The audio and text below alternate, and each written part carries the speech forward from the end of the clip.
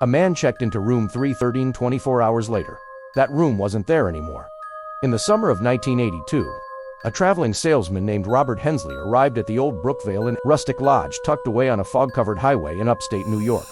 The clerk on duty later described him as polite but deeply uneasy, his hand shaking slightly as he signed the guest ledger. When she offered him a key, he didn't care about the view or the floor. He just asked for the quietest room you've got. She handed him the key to room 3. The next morning, housekeeping made their rounds. A knock on 313 went unanswered. Another knock, and still nothing. Using her master key, the housekeeper let herself in. The room was empty, but his suitcase was sitting on the luggage rack, his wallet was on the dresser, and his watch was still ticking quietly on the nightstand. Robert Hensley, however, was gone. When the police arrived, they asked to see the room immediately. The clerk led them down the long, carpeted corridor, her own footsteps sounding loud in the silence. She counted the door plates aloud as they went. 309, 311. And then, a blank stretch of wall. Where room 313 should have been, there was nothing but smooth, uninterrupted plaster. The officers stared, confused. They double-checked the hotel's floor plans and blueprints. There was no mention of a room 313 on any of them. It was as if it had never been built.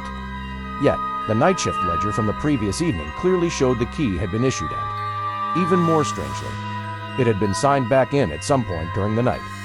Weeks turned into a month, and the mystery only deepened. The hotel decided to begin some minor renovations along that very corridor. As workers started to carefully remove the plaster from the strange blank wall, they uncovered something impossible, a bricked-up doorway.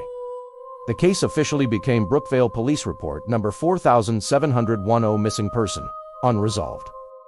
Robert's family confirmed his sales route and verified the last phone call he ever made, placed from the inn's lobby payphone at precisely 9:47 p.m., the night he checked in.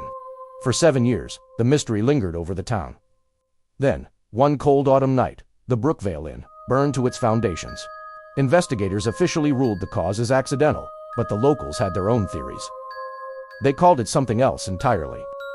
To this day, residents of the area say that on particularly foggy nights, if you look toward the empty lot where the inn once stood, you can sometimes see a single, faint light flickering where the second-floor windows used to be.